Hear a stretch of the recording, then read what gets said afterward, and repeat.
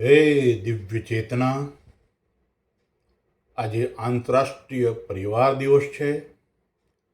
સૌના ઘર પરિવારમાં સુખ, સફળતા, શાંતિ, આનંદ, આરોગ્ય, પ્રતિષ્ઠા અને ગૌરવનો ધોધ વહે.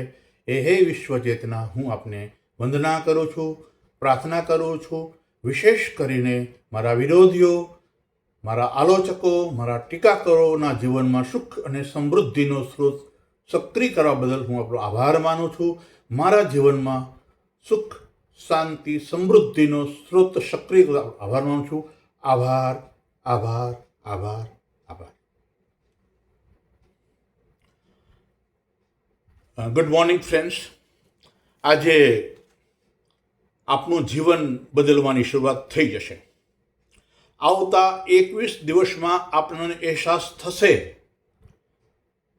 કે મને કંઈક મળી રહ્યું છે, મને કંઈક સુખના સંકેત મળી રહ્યા છે. ને પછી 11 મહિના પછી તમને એક નાની સફળતા મળશે. આ લખી નાખો, કારણ કે આ મારું સંશોધન નથી, પણ મનોવૈજ્ઞાનિક લોકોનું સંશોધન છે. માટે આજનું ચેપ્ટર છે જે જાગ્રત અવસ્થા, માઇન્ડ પાવર પુસ્તકનું બહુ અગત્યનું પુસ્તક છે. અને આજે તમારું જીવન બદલવાની શરૂઆત થશે. 21 દિવસ પછી તમને એમના સંકેત જોવા મળશે અને 11 મહિના પછી એક નાની સફળતા મળશે. પછી ધીમે ધીમે ધીમે ધીમે નાની સફળતાઓ મળતી જ રહેશે, કારણ કે આ મનનો નિયમ છે. મિત્રો, આજે આંતરરાષ્ટ્રીય પરિવાર દિવસ છે.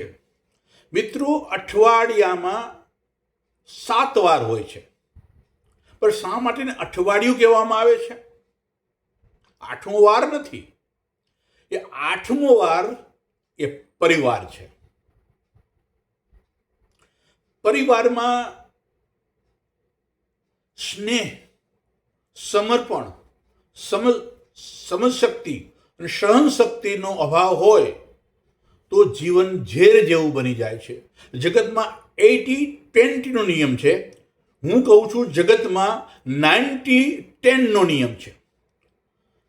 જીવનમાં સંપત્તિ હોવી એટલે 90% આર્થિક સમસ્યાઓનું હલ થઈ જાય છે, પરંતુ 10% એવી સમસ્યા હોય છે જે હલ રૂપિયો કરી શકતું નથી. ને એ છે સનાતન ધર્મ. સનાતન ધર્મ એટલે સ્નેહનો ધર્મ. સનાતન ધર્મ એટલે સમર્પણનો ધર્મ. સનાતન ધર્મ એટલે સેવાનો ધર્મ. સનાતન ધર્મ એટલે ક્ષમાનો ધર્મ. આ 5 ગુણો જે ઘર પરિવારમાં આવે છે, એ ઘર અને પરિવારમાં સુખ, સમૃદ્ધિ, પ્રતિષ્ઠા અને ગૌરવની ક્ષણો બનતી જ રહે છે.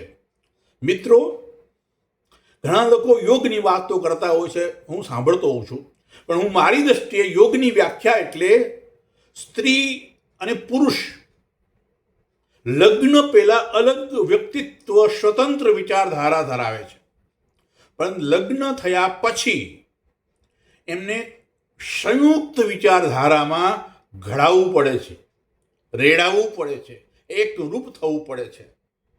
જ્યારે સ્ત્રી અને પુરુષ વૈચારિક રીતે, બૌદ્ધિક રીતે, આધ્યાત્મિક રીતે જોડાય છે, તેને હું યોગ કહું છું. જે ઘરમાં પતિ અને પત્ની બંનેની સમજણ, બંનેનો સંપ, બંનેનો સ્નેહ, બંનેની ક્ષમા ભાવના ઉચ્ચ કક્ષાની હોય, એ ઘર પરિવારમાં સુખ આવે છે, આવે છે અને આવે છે.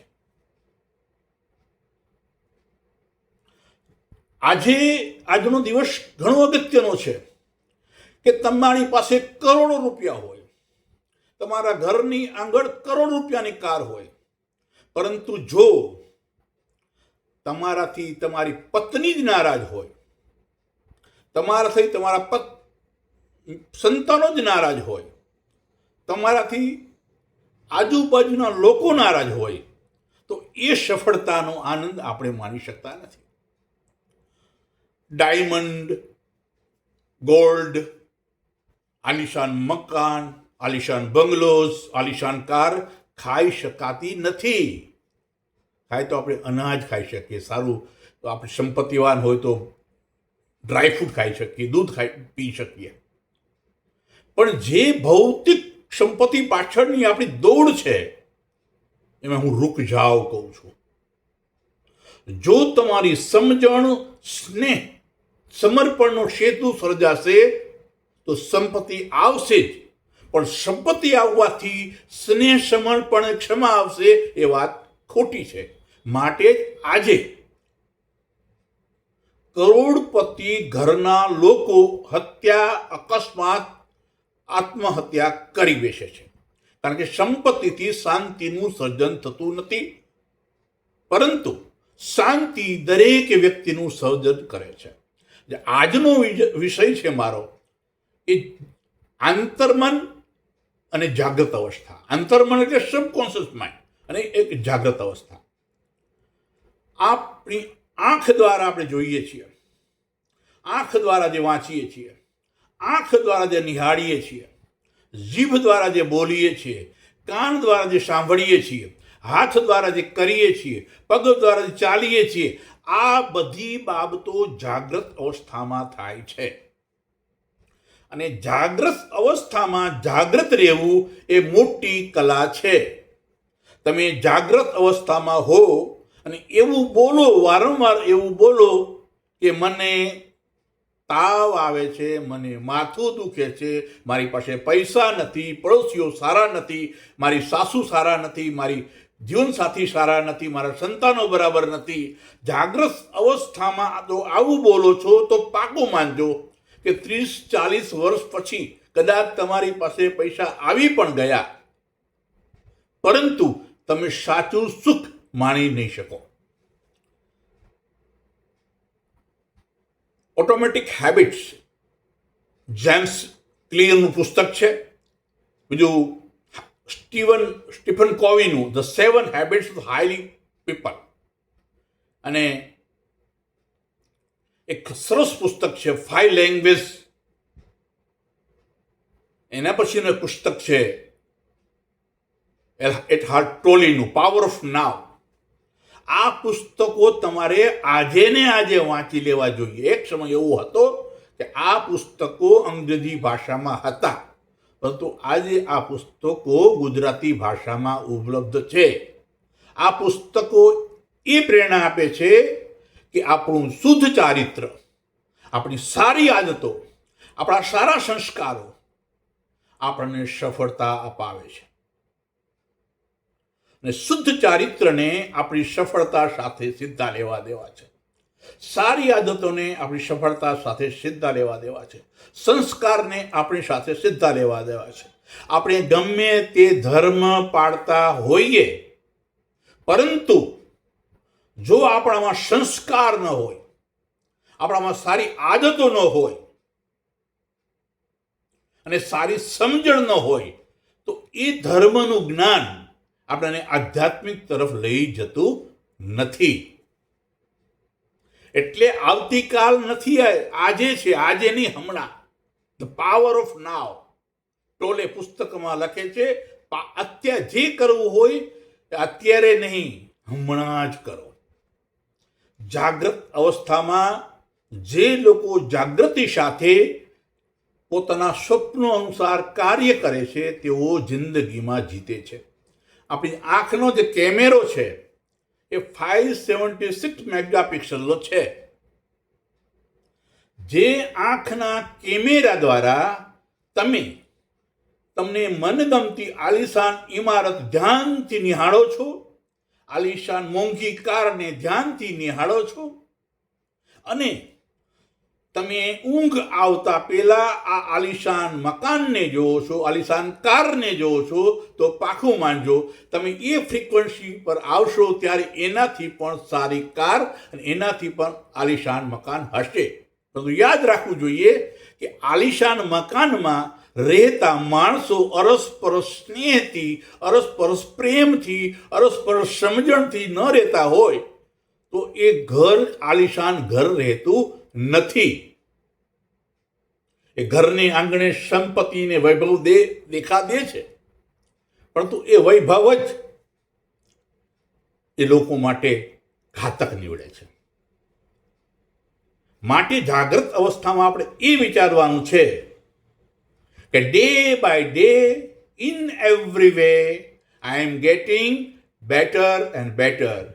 Day by day in every way I am doing better and better. જ્યારે તમે હર ક્ષણે કંઈક નવું વાંચો છો, કંઈક નવું જુઓ છો, કંઈક નવું શીખો છો, કંઈક નવું આપો છો, કંઈક નવું પ્રેરણા આપો છો, ત્યારે તમારા જીવનમાં તે ફાયદો મળે છે. જાગ્રત અવસ્થા એ મનની શક્તિમાં એમનો ફાળો 10%નો જ છે. જાગ્રત અવસ્થાને અંગ્રેજી ભાષામાં કોન્શિયસ માઇન્ડ કહેવાય. આજે આપણે કોન્શિયસ માઇન્ડની શક્તિ વિશે વાત કરવાના છીએ. કોન્શિયસ માઇન્ડની શક્તિ માત્ર 10% છે, પરંતુ જે સબકોન્શિયસ માઇન્ડ 90% ક્ષમતા ધરાવે છે એ વિવેક બુદ્ધિ ધરાવતું નથી.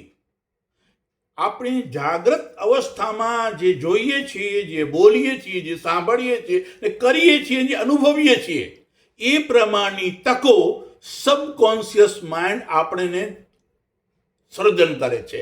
માટે જાગ્રત અવસ્થામાં સારી ઉચ્ચ અવસ્થા હોવી ખૂબ જ જરૂરી છે. અને સારી ઉચ્ચ અવસ્થા માટે પ્રાર્થના અને ધ્યાન અને ઓટોસર્જન સૌથી સકારાત્મક માધ્યમો છે.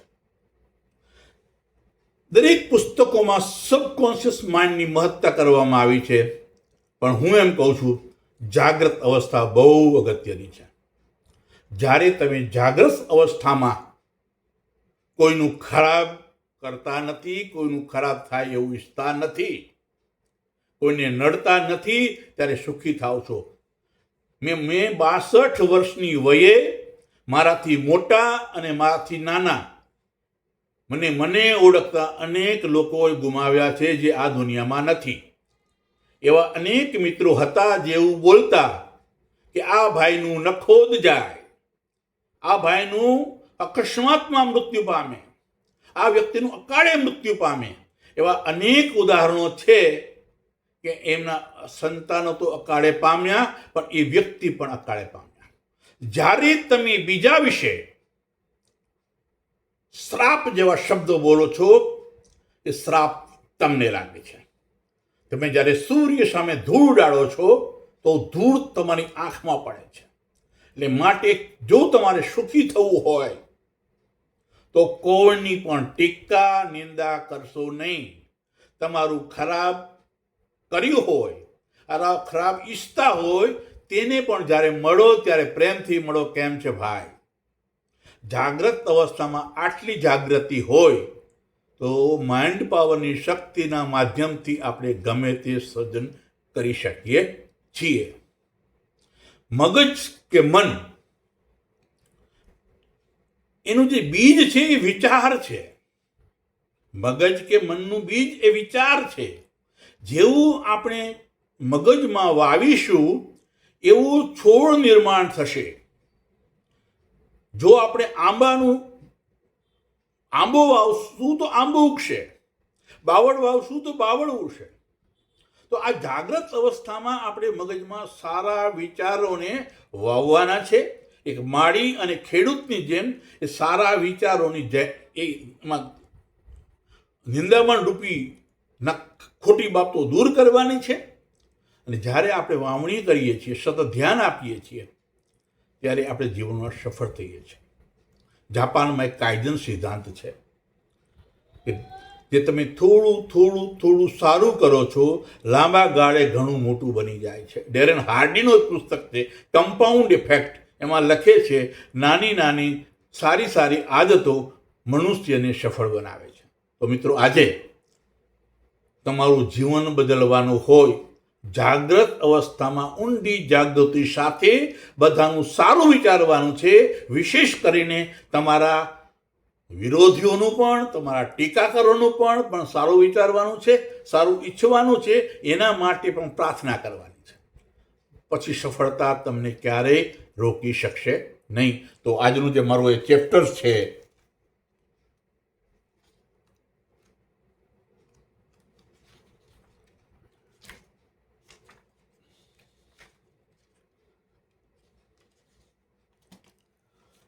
જાગ્રત મનની શક્તિઓ. જાગ્રત મન એટલે હું જાગું છું, મારી આંખ ખુલી ગઈ છે અને જે હું કાર્ય કરું છું એ જાગ્રત અવસ્થા. જાગ્રત અવસ્થાની કેટલી શક્તિઓ છે એ વિશે આપણે ચર્ચા કરીશું. જાગ્રત અવસ્થા એટલે પુનઃ કહું છું, જાગ્રત અવસ્થા એટલે આપણે જ્યારે આંખ ખુલ્લી હોય અને જે પ્રવૃત્તિઓ કરીએ છીએ તેને જાગ્રત અવસ્થા કહેવામાં આવે છે. પરંતુ હંમેશા યાદ રાખવાનું કે મગજનો ખોરાક ઓક્સિજન છે, મગજનો ખોરાક વાંચન છે અને વિચાર એ મનુષ્યનું સર્જન કરે છે. વિચાર એ જ મુખ્ય બાબત છે.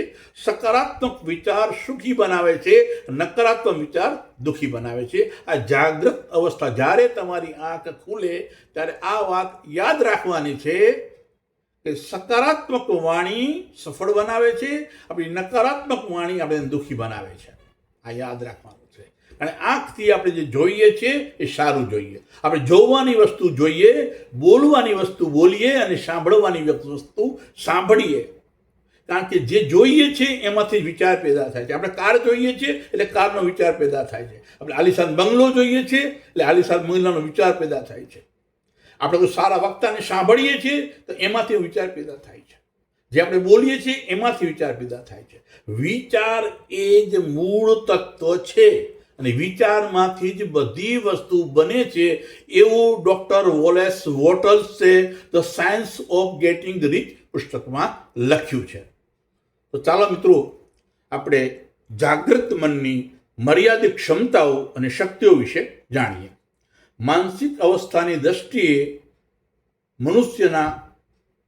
મનુષ્ય પાસે કુલ ક્ષમતાની માત્ર 10% ક્ષમતા છે. કેમની પાસે? જાગૃત અવસ્થા પાસે. માનસિક અવસ્થાની દ્રષ્ટિએ જાગૃત અવસ્થા પાસે મનુષ્યની ક્ષમતાની 10% ક્ષમતા છે અને મર્યાદિત શક્તિઓ છે. દુનિયાના મોટા ભાગના માણસો જાગૃત મનનો ઉપયોગ કરે છે, સખત હાર્ડ વર્ક કરે છે, થોડી ઘણી સફળતા મેળવે છે અને પોતાની છાપ છોડ્યા વિના જિંદગીમાં બાય બાય કહે છે, અલવિદા કરે છે. મનુષ્યના જાગૃત મન પાસે વિચાર, ઈચ્છા, અર્થઘટન, તર્ક, પૃથ્થકરણ, પસંદગી, તક ઝડપવી, ન્યાય લેવો, નિર્ણય કરવો, અમલ કરવો, સંવેદનાનું સંચાલન કરવું, હલનચલન કરવું, આંતરમન, દ્વારપાળ વગેરે રહેલી શક્તિઓ છે. હવે આ શક્તિઓ વિશે થોડી ચર્ચા કરીએ. તો વિચાર એ જ વસ્તુ છે. વિચાર, થિંકિંગ. મનુષ્યના જાગૃત મન પાસે વિચારવાની શક્તિ છે. મનુષ્ય સતત જાગૃત અવસ્થામાં વિચારો કરતો રહે છે, વિવિધ પ્રકારના વિચારો કરે છે. આ વિચારો પર જાગૃત મનનું નિયંત્રણ હોય છે. જાગૃત મન મનુષ્યના વિચારો ઉપર અંકુશ રાખે છે. પ્રત્યેક કાર્યનો આરંભ વિચારથી થાય છે. વિચાર જ કાર્યને જન્મ આપે છે. જાગૃત મનની મર્યાદાને કારણે મનુષ્ય કરેલા બધા જ વિચારોનું પરિણામ મળતું નથી. પરંતુ જાગૃત મન અને અર્ધજાગૃત મન, કોન્શિયસ માઇન્ડ અને સબકોન્શિયસ માઇન્ડ આપણે કોર્ડિનેશન કરીએ તો જાગૃત મનના વિચારો હકીકતમાં પરિણમે છે. બીજું છે ઈચ્છા. જાગૃત મનની જે બીજી ક્ષમતા છે, બીજી શક્તિ છે એ ઈચ્છા છે. પ્રત્યેક મનુષ્ય જાગૃત અવસ્થામાં જાત જાતની ઈચ્છાઓ કરતો હોય છે, જે જાગૃત મનની શક્તિને લીધે થાય છે.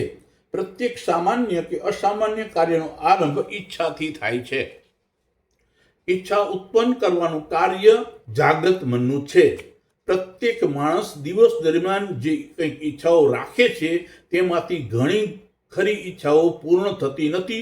તેનું કારણ જાગૃત મનની મર્યાદા છે. જાગૃત મનની ત્રીજી શક્તિ છે અર્થઘટન, ઇન્ટરપ્રિટેશન. મનુષ્યના જાગૃત મન પાસે કોઈ પણ ઘટના, પ્રસંગ કે બનવાનું અર્થઘટન કરવાની શક્તિ છુપાયેલી છે. પ્રત્યેક મનુષ્ય જાગૃત અવસ્થામાં અર્થઘટનનું કાર્ય કરતો હોય છે. મનુષ્ય સામાન્ય રીતે જાગૃત અવસ્થામાં ઉપર ચલી માહિતી અને માન્યતાને આધારે અર્થઘટન કરે છે. જાગૃત મનનું અર્થઘટન સાચું પણ હોઈ શકે અને ખોટું પણ. ક્યારેક જાગૃત મનની મર્યાદાને કારણે ખોટું અર્થઘટનને લીધે ઘણા ઝઘડાઓ પણ થતા હોય છે અને ઘણા નુકસાન પણ થતા હોય છે. અને એના પછી જે જાગૃત મનની શક્તિ છે લોજિક, તર્ક. પ્રત્યેક મનુષ્યો જાગ્રત અવસ્થામાં તર્કને આધારે વાદ વિવાદ કરતા આપણને જોવા મળે છે. મનુષ્યની આ તર્ક કરવાની તાકાત એ જાગ્રત મનની એક શક્તિ છે. પ્રત્યેક મનુષ્ય પ્રત્યેક વિચારને તર્ક સાથે જોડે પછી સ્વીકારે છે. તર્ક શક્તિ દ્વારા મનુષ્ય યોગ્ય નિર્ણય લઈ શકે છે, પણ ક્યારેક તર્ક સામાન્ય મનુષ્ય માટે સમય વેડફનારા સાબિત થાય છે. જેમ કે ચાની હોટલે કે પાનના ગલે મોટી મોટી વાતો કરનારા અને ઘરે આવીને ભૂલી જનારા લોકો એમને જીવનમાં કશું પામી શકતા નથી. એના પછી જે તાકાત છે જાગ્રત મનની, એનાલિસિસ કરવાની, પૃથ્થકરણ કરવાની. મનુષ્યના જાગ્રત મન પાસે પૃથ્થકરણ કરવાની શક્તિ રહેલી છે. પૃથ્થકરણ કરવાની શક્તિને આધારે મનુષ્યની સાચી પરિસ્થિતિનો ખ્યાલ મેળવી શકે છે. પૃથ્થકરણને લીધે યોગ્ય નિર્ણય લઈ શકે છે. મનુષ્ય વિવિધ માહિતીઓ અને વિચારોનું પૃથ્થકરણ કરી શકે છે. તેનું કારણ જાગ્રત મન છે. પણ ક્યારેક ખોટા પૃથ્થકરણને કારણે અયોગ્ય નિર્ણય લેવાઈ જાય છે તેવું બની શકે છે. જ્યારે આપણે લોભ અને લાલચ કે પ્રલોભનમાં આવી જઈએ ત્યારે આપણે જે કાર્ય કરીએ છીએ ત્યારે ભવિષ્યમાં અફસોસ કરવો પડે છે.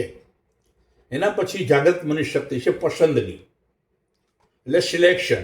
મનુષ્યની જિંદગીમાં અનેક વાર પસંદગી કરવાની પળો આવે છે. મનુષ્ય ઈચ્છા અનિચ્છા એ પસંદગી કરવી પડે છે. મનુષ્ય આ પસંદગી જાગ્રત મનની શક્તિના આધારે કરે છે. મનુષ્યનું જાગ્રત મન મનુષ્યની સમજણને આધારે પસંદગી કરે છે.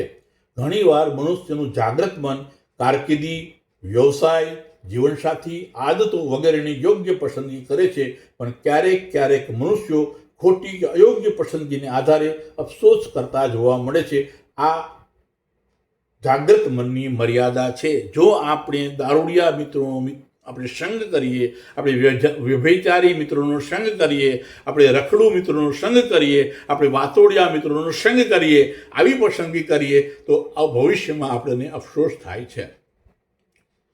જાગ્રત મનની અન્ય શક્તિ છે તકને ઓળખવી, આઈડેન્ટિફાય ધ ઓપોર્ચ્યુનિટી. મનુષ્ય જાગ્રત અવસ્થામાં ઉપસ્થિત તકને ઓળખી શકે છે અને તકને ઝડપી શકે છે. મનુષ્યનું જાગ્રત મન યોગ્ય તકને પારખી તકને ઝડપી લે છે તે મનુષ્ય આગળ વધે છે. પણ જે મનુષ્ય જાગ્રત મનને યોગ્ય તકને ઓળખી શકતું નથી, પારખી શકતું નથી, એ મનુષ્ય આગળ વધી શકતો નથી. આ અમુક મનુષ્યની વિકાસ સાધ્યો છે. અસંખ્ય લોકો જેમના તેમ છે. તેમનું કારણ મનુષ્યના જાગ્રત મનની નબળાઈ છે. તેના પ્રત્યે પછીની શક્તિ છે જાગ્રત મનની ન્યાય. ન્યાય કરવો એ જાગ્રત મનની એક શક્તિ છે. પ્રત્યેક મનુષ્યોને ક્યારેક ને ક્યારેક ન્યાય કરવાની ઘડી આવે છે. ક્યારેક ન્યાય મનુષ્યના હિતમાં હોય છે તો ક્યારેક મનુષ્યના અહિતમાં પણ હોઈ શકે છે. આમ થવાનું કારણ જાગ્રત મનની મર્યાદા છે.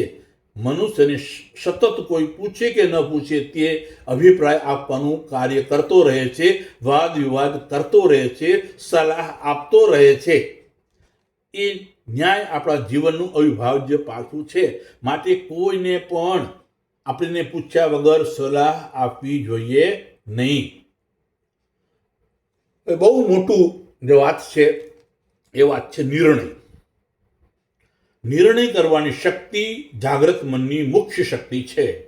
મનુષ્યના જાગ્રત મન પાસે નિર્ણય કરવાની શક્તિ છે. કોઈ પણ કાર્ય કરવું કે ન કરવું એ નિર્ણય લેવાનું કાર્ય મનુષ્યનું જાગ્રત મન કરે છે. જાગ્રત મન પાસે નિર્ણયો હંમેશા વિચાર, અનુભવ, અનુમાનને આધારે લેતું હોય છે. કેટલાક નિર્ણયો મનુષ્યને ગૌરવ પામનારા બને છે તો અમુક નિર્ણયો મનુષ્યને ખોટા પણ લેવાઈ જાય છે. એ જાગ્રત મનની મર્યાદાને કારણે બને છે. અમલ એ જાગ્રત મનની એક સારી શક્તિ છે. પ્રત્યેક મનુષ્ય જે કંઈ વિચારે છે, ઈચ્છા વ્યક્ત કરે છે, અર્થઘટન કરે છે, નિર્ણય કરે છે, પછી તેનો અમલ કરે છે. અમલ કર્યા વગર ગમે તેવો શ્રેષ્ઠ વિચાર કે નિર્ણય ઈચ્છિત પરિણામમાં લાવી શકતો નથી. પ્રત્યેક મનુષ્યએ અમુક વિચાર કે નિર્ણયનો અમલ કરવો પડે છે. મનુષ્ય જે અમલ કરી શકે છે તેનું કારણ મનુષ્યના જાગ્રત મનની શક્તિ છે. અમલનું પરિણામ વિચાર, ઈચ્છા એ નિર્ણય આધારિત હોય છે. હવે સંવેદનાઓ. જાગ્રત મનની અન્ય શક્તિ છે સંવેદનાઓ. મનુષ્યના આંખ, કાન, નાક, જીભ, શરીરના વિવિધ અંગો જેવી ઇન્દ્રિયો ધરાવે છે. ઇન્દ્રિયોના માધ્યમથી મનુષ્ય જોઈ શકે છે, સાંભળી શકે છે, શ્વાસ લઈ શકે છે, સ્વાદ માણી શકે છે, સ્પર્શ કરી શકે છે. મનુષ્ય આ વિવિધ સંવેદનાઓની અનુભૂતિ કરી શકે છે. તે જ્ઞાત મનના લીધે કરી શકે છે. મનુષ્ય આ ઇન્દ્રિયો દ્વારા જ વ્યક્તિને વાતાવરણ સર્જવામાં સંપર્કમાં રહે છે. એના પછી હલનચલન કરવાની શક્તિ. મનુષ્ય હલનચલન કરી શકે છે, તે માટે મનુષ્યનું જાગ્રત મન જવાબદાર છે. મનુષ્યના સમગ્ર શરીરના અંગો અને સ્નાયુઓ જાગ્રત મનનું નિયંત્રણ કરે છે. મનુષ્ય સતત સક્રિય રહી શકે છે, વિવિધ કાર્યો કરી શકે છે, તે માટે મનુષ્યનું જાગ્રત મન કારણભૂત છે. મનુષ્ય જાગ્રત મનની મર્યાદિત શક્તિનો આધારે સક્રિય રહી સફળતા મેળવી શકે છે. જેઓ સકારાત્મક રીતે સક્રિય રહે છે તેઓ સફળ થાય છે. બુદ્ધિનો આંખ આ જાગ્રત મનની એક શક્તિ છે. એને ઇન્ટેલિજન્સ ક્વોશન્ટ કહેવામાં આવે છે. અમુક મનુષ્યની બુદ્ધિનો આંખ ઘણો ઊંચો હોય છે અને અમુક મનુષ્યની બુદ્ધિનો આંખ નીચો હોય છે. તે મનુષ્યની જાગ્રત મનની શક્તિના લીધે હોય છે. સામાન્ય સમજણ એવી હોય છે કે જે મનુષ્યની બુદ્ધિનો આંખ ઊંચો હોય તે સફળતા હાંસલ કરે છે, પણ ઘણીવાર સુખી, સમૃદ્ધ, ઉચ્ચ પદાધિકારી બુદ્ધિનો આંખ ધરાવતો હોવા છતાં પણ વ્યક્તિગત જીવનમાં નિષ્ફળતા મેળવે છે. આ જ્ઞાત મનની મોટી મર્યાદા છે. એટલે ઇન્ટેલેક્ચ્યુઅલ સ્ટુડન્ટ હોય, ઇન્ટેલેક્ચ્યુઅલ પર્સન હોય, એ કલેક્ટર, ડીએસપી, પાયલટ બની શકે, પરંતુ જ્યારે જીવનમાં સંકટ સર્જાય, જીવનમાં સંઘર્ષ સર્જાય, પતિ પત્ની વચ્ચે ઝઘડા થાય, ત્યારે જેનું ઇમોશન ઊંચું હોય, ઇમોશન ક્વોશન્ટ, એ ઝડપથી ઘરમાં શાંતિનું પ્રસ્થાપન કરી શકતા નથી. ઘણીવાર તો એ વાત છૂટાછેડા સુધી પહોંચી જાય છે. બહુ અગત્યની શક્તિ છે જાગ્રત મનની, આંતરમન શક્તિ. વોચમેન તરીકે કામ કરે છે. જાગ્રત મન વોચમેન તરીકે કાર્ય કરે છે. વોચમેન એટલે આપણને ઘણીવાર આ કરવું કે ન કરવું એ વિચાર આવે છે, એ જાગ્રત મનની શક્તિને કારણે આવે છે. ધારો કે કોઈની દીકરીને આપણે આપણી દીકરીની જેમ જોઈએ છે ખરા? હું એમ માનું છું, જો આપણી દીકરીની જેમ અન્યોની દીકરીઓને આપણે આપણી દીકરીઓ માને તો 50% પાપો એમ જ દૂર થઈ જાય અને 50% શાંતિ આપોઆપ આવી જાય. પરંતુ દુર્ભાગ્યની વસ્તુ એ છે કે મનુષ્યની આંખમાં પણ ઝેર હોય છે, જે ઝેર દેખાતું નથી. માટે પ્રખ્યાત અને વિખ્યાત વ્યક્તિ પણ કોઈની દીકરી ઉપર નજર બગાડીને દુષ્કર્મ કરી શકે છે અને એના જીવનમાં અધોગતિ પામે છે. આવા અનેક ઉદાહરણો આપણે જીવનમાં જોઈએ છીએ. એમાં ઘણી વખત તો સંતોને પણ જેલમાં જવું પડ્યું છે. મનુષ્યનું જાગ્રત મન આંતરમનના વોચમેન તરીકે શ્રેષ્ઠ અને અસાધારણ કામ કરે છે. આ જાગ્રત મનની અનન્ય શક્તિ છે. જ્ઞાન મનની ઈચ્છા સિવાય, પરવાનગી સિવાય કોઈ પણ વિચાર કે કોન્શિયસ માઇન્ડ કોન્શિયસ સુધી પહોંચી શકતો નથી. જે લોકો જાગ્રત મને સક્રિય અને સતેજ રાખે છે તેવા વિધાયક સૂચનો પણ જાગ્રત મન અને આંતરમને પહોંચતું નથી. માટે જે લોકો જાગ્રત મને સકારાત્મક ભાવથી કેળવે છે તેઓ જીવનમાં ઈચ્છિત પરિણામ મેળવે છે. જેઓ જ્ઞાત મનને નિષ્ક્રિય અને ઊંઘતું રાખે છે, આવા લોકો કેટલાય નકારાત્મક સૂચનો સ્વીકારી લે છે અને મનુષ્ય દુઃખી થાય છે. મેં ઘણીવાર કહ્યું છે કે જે વિદ્યાર્થી મિત્રો અને યુવાનો પોતાના માતા પિતાને દગો દે છે, પોતાના શિક્ષકોને દગો દે છે, પોતાના જીવનસાથીને દગો દે છે, જેના સગા ભાઈને દગો દે છે, એ લોકો નિષ્ફળતા મેળવે છે. વિક્ટર ફ્રેન્કલનું એક ફર્સ્ટ ક્લાસ પુસ્તક છે, તમારે વાંચવું જ જોઈએ. એ પુસ્તકનું નામ છે મેન્સ સર્ચિંગ ફોર મીનિંગ. અદ્ભુત પુસ્તક છે કે પ્રતિકૂળ સંજોગોમાં પણ અનુકૂળ થવું અને વિચારવું અને કાર્ય કરવું. ડોક્ટર વિક્ટર ફ્રેન્કલ લખે છે, મનુષ્યને અપમાન, દુઃખ કે પીડાથી વિચલિત ન થવું જોઈએ. મનુષ્યએ પોતાના સંકલ્પો સાકાર કરવા માટે જરૂરી તાલાવેલી અને પ્રબળ પુરુષાર્થ કરવાની આવશ્યકતા છે. વિક્ટર ફ્રેન્કલે જે વાત કરી છે કે આપણે જીવનમાં જ્યારે જ્યારે દુઃખ પડે છે, પીડા થાય છે, વેદના થાય છે, અપમાન થાય છે, ત્યારે જિંદગીમાં મોટા ભાગના લોકો એ જંગને છોડી દે છે. પરંતુ જે લોકો ભયંકર સંઘર્ષ વચ્ચે, ભયંકર પ્રતિકૂળતા વચ્ચે, ભયંકર ગરીબી વચ્ચે પણ નૈતિકતા જાળવી રાખે છે, કામ કરવાનું જાળવી રાખે છે, પ્રયાસ કરવાનું કામ જાળવી રાખે છે, પોતાના ચારિત્રને શુદ્ધ કરવાનું કામ કરે છે, એ મનુષ્ય સફળ થાય છે. મિત્રો, આજે આટલું જ. અંતે આપ સૌનો આભાર માનું છું કે આપ સૌ મિત્રોએ 5-6 દિવસમાં મારી ચેનલને ખૂબ જ પ્રમોટ કરી છે. સૌનો દિલથી આભાર માનું છું. અને આજનો આ ચેપ્ટર અદ્ભુત ચેપ્ટર છે. આ ચેપ્ટર તમે ખાસ વાંચજો અને સાંભળજો અને તમારા મિત્રોને શેર કરજો. અને જે મિત્રોએ પહેલાંના વિડીયો ન જોયા એ પણ જોઈ લેજો. મારે આપને થોડી ઘણી વિનંતી છે કે મારી યુટ્યુબ ચેનલને સબસ્ક્રાઈબ કરજો. તમારા ખાસ મિત્રોને આ ચેનલ સબસ્ક્રાઈબ કરવા અનુરોધ કરજો. બેલ આઇકોનને દબાવજો. મારા વિડીયોને શેર કરજો. મારા વિડીયો વિશે કોમેન્ટ કરજો. મારા વિડીયોને વધુમાં વધુ શેર કરજો. કારણ કે હું જે કરવા માંગુ છું હવે એ મારા માટે નહીં પણ સમગ્ર લોકોના જીવનમાં સુખ અને સફળતા પામે એવું ઈચ્છે છે. એવું હું માનું છું કે મારે આ કામ કરવું જોઈએ. દિવ્ય ચેતનાની કૃપાથી આજે હું ખૂબ જ સુખી છું, ખૂબ જ સંતુષ્ટ છું, ખૂબ જ પ્રફુલ્લિત છું, ખૂબ જ નિરોગી છું અને પરિવારમાં ખૂબ જ પ્રેમની અનુભૂતિ કરું છું. અને માણસોની મિત્રો, જાગ્રત અવસ્થામાં 12 કલાકની અંદર હું 11 કલાક મારા ઘરમાં રહું છું. એમાં 10 કલાક એકલો રહું છું. મોટા ભાગના માણસો વારંવાર બહાર જયા કરે છે, હોટલે બેસે છે, પાનના ગલે બેસે છે અને ગામની ચર્ચા કરે છે. પણ હું મારી જાત સાથે સમય વિતાવું છું, જાત સાથે વાતો કરું છું, જાતને કેળવવા પ્રયત્ન કરું છું અને મારી જાતને વિકસાવવા પ્રયત્ન કરું છું. આ લાભ તમને મળવાનો છે, મિત્રોને મળવાનો છે. મારી ચેનલ અને મને પ્રમોટ કરવા બદલ, પૂરા ગુજરાતમાં મને ફેમ આપવા બદલ આપ સૌનો દિલથી આભાર માનું છું. Thank you, thank you, thank you.